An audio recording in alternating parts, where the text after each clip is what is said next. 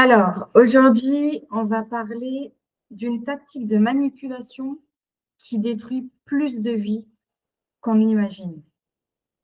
La confusion permanente. Et là, je vais être très claire, c'est l'arme préférée du PN ou prédateur relationnel. Parce que c'est grâce à elle qu'il prend le pouvoir, qu'il domine, qu'il coupe ton accès à la réalité sans que tu ne t'en rendes compte. Imagine 2 secondes la scène suivante. Tu l'as sûrement déjà fait quand tu étais jeune, quand tu étais petit.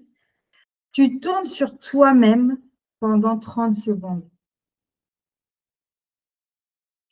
Quand tu t'arrêtes, tu n'as plus d'équilibre, tu titubes, tu ne sais plus où est le sol, où est le plafond. C'est exactement ce que vit une victime sous emprise. Elle a la tête qui tourne en permanence. Je te donne une autre image. Tu rentres dans une maison de quelqu'un qui est très bordélique. Alors pour toi, c'est un chaos total. Si on te demandait de chercher quelque chose, tu ne pourrais jamais le retrouver. Mais la personne qui y vit, elle sait exactement où chaque objet se trouve. Parce que ce bazar, c'est le sien. Il fait partie de son fonctionnement. Le prédateur relationnel fonctionne de cette manière. Le chaos, c'est son terrain de jeu, sa normalité. Il n'a pas d'ordre interne, pas de stabilité émotionnelle, pas de cohérence relationnelle. Il vit dans une réalité illogique, instable et changeante. Mais lui, il s'y retrouve parfaitement. Et son plaisir à lui, c'est de t'y entraîner avec lui. Parce qu'il sait que toi, tu ne peux pas survivre dans ce désordre. Il sait que ce n'est pas ton mode de fonctionnement, que tu vas perdre tes repères, ta confiance, ton ancrage et ton discernement. C'est comme si tu échangeais ta vie avec un athlète de haut niveau ou un astronaute. Tu ne tiendrais pas. Tu n'es pas entraîné pour ça.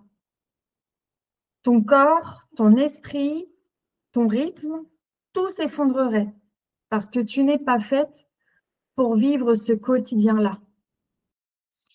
Vivre avec un prédateur relationnel, c'est ça. Tu es plongé dans un mode de vie émotionnel, mental et relationnel qui n'est pas humainement tenable. Et petit à petit, tu perds l'équilibre. Tu doutes de toi, tu développes de l'anxiété, des symptômes dépressifs, parfois même des réactions qui ressemblent à des troubles psychiatriques. Et c'est logique. Tu évolues dans un environnement qui te fait violence en continu. C'est comme si on enfermait une personne saine dans un service psychiatrique, qu'on la traitait comme une malade, qu'on lui donnait des médicaments dont elle n'a pas besoin, qu'on lui renvoie sans cesse qu'elle délire, qu'elle exagère et qu'elle invente. Au bout d'un moment, elle finit par y croire. Elle perd confiance en elle, en ce qu'elle ressent et en ce qu'elle est. Mais attention, ce n'est pas parce qu'elle a été traitée comme malade qu'elle l'est. Dès qu'elle sort de cet asile, dès qu'elle est en sécurité, entourée, respectée, elle retrouve ses repères, même si ça prend du temps.